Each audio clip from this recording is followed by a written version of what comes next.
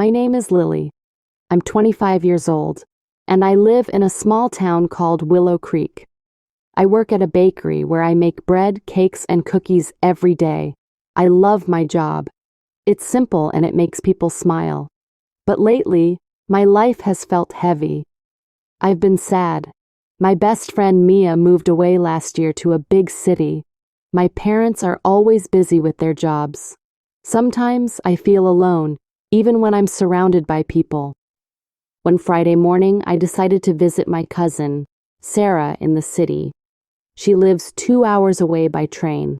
I was excited to see her. I packed a small bag, put on my favorite blue scarf, and walked to the train station. The sun was shining, and the air smelled like autumn leaves.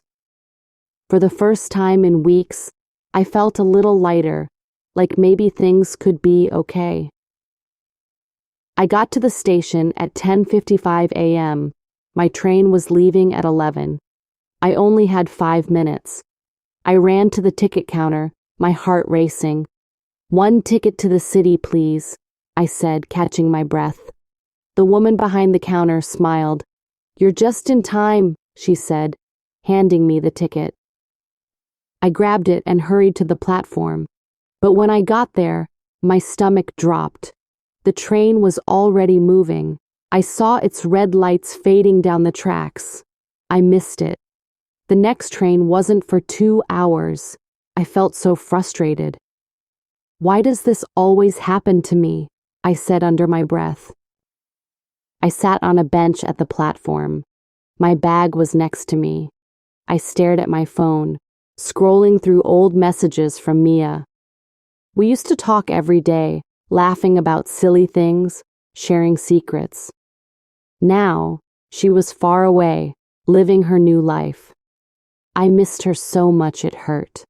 I sighed and put my phone down. That's when I noticed an older man sitting on the bench across from me. He looked about 60 with gray hair and a kind face.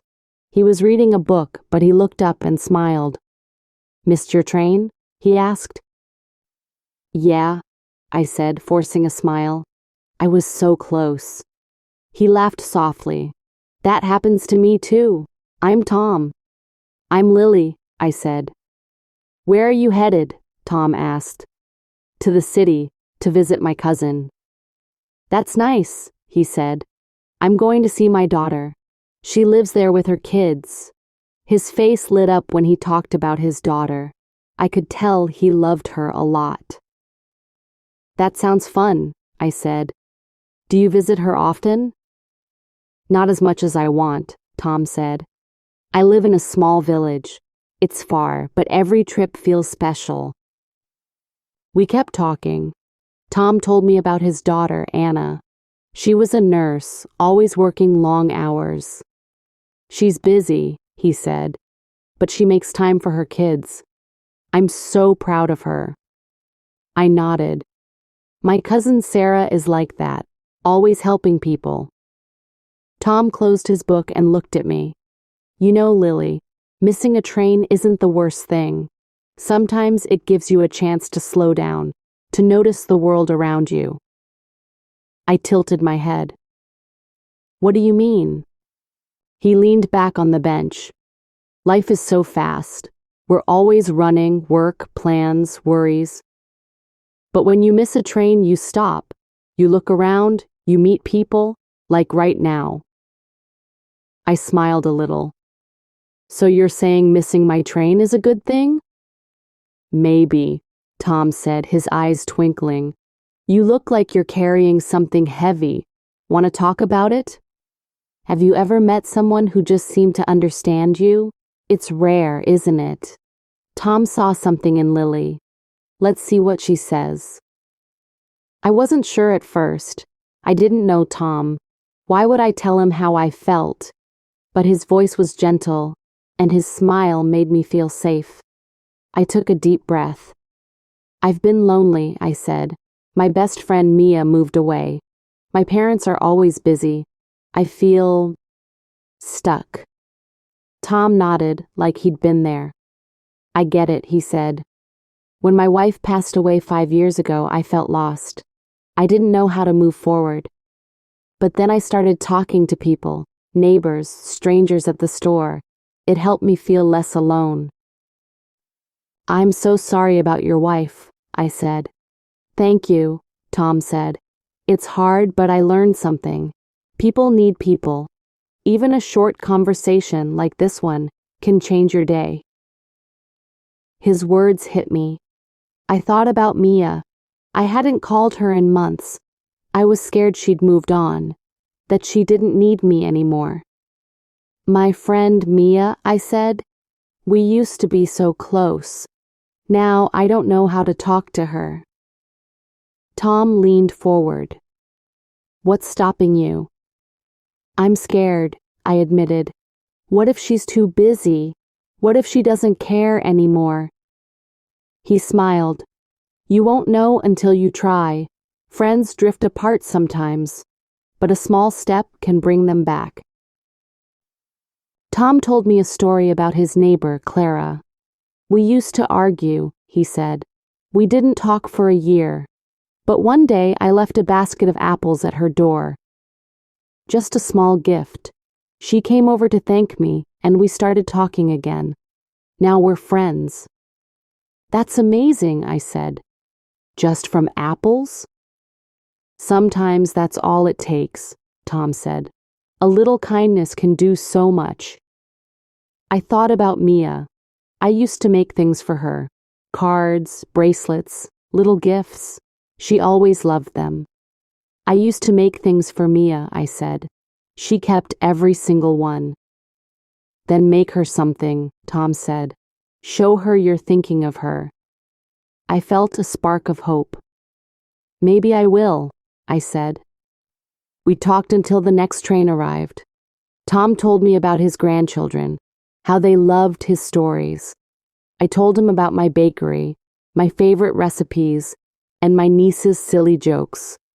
It felt so easy, like talking to an old friend. When the train pulled into the station, I didn't want to stop talking. "Lily," Tom said as we stood up, "don't let fear hold you back. Call your friend. Life's too short to stay lonely." "Thank you, Tom," I said. "This talk, it really helped." He smiled. "Good. Maybe missing that train was meant to happen." We got on the train and sat in different seats. I waved to Tom as he opened his book again. When I reached the city, Sarah was waiting at the station. She hugged me tightly. "Lily, I'm so happy you're here," she said. That weekend, I had a great time with Sarah. We ate pizza, watched funny movies, and walked through the city parks. But Tom's words stayed with me. On Sunday night back in Willow Creek, I sat at my kitchen table. I pulled out paper, markers, and some string. I decided to make a card for Mia. I spent hours on it. I drew a picture of us laughing together like we used to. Inside, I wrote, "Dear Mia, I miss you so much.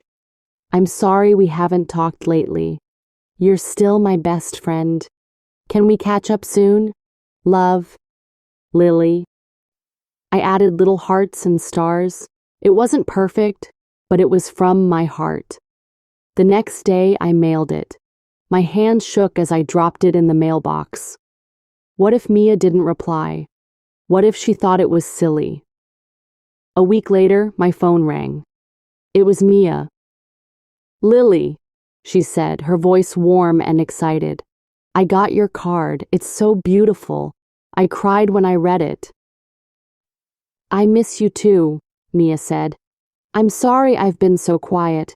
Work has been crazy, but I should have called. Can we talk this weekend?" "Yes," I said, my heart racing. "Let's do a video call." "Perfect," Mia said. I could hear her smile through the phone. After we hung up, I felt so light, like a weight had lifted. Missing that train led me to Tom, and his words gave me courage. That card wasn't just paper. It was a way to reach Mia. We started calling each other every week. Sometimes we laughed about old memories. Sometimes we shared our worries. Our friendship wasn't the same as before. It was better. A month later, I went back to the train station. I saw Tom on the platform reading his book. I walked over and smiled. "Hi, Tom, it's Lily." He looked up and grinned. "Lily, good to see you. Did you call your friend?" "I did," I said. "I sent her a card. We're talking again." "That's wonderful," he said. "See? Missing a train can change everything." I laughed. "You were right, thank you." That day I realized something.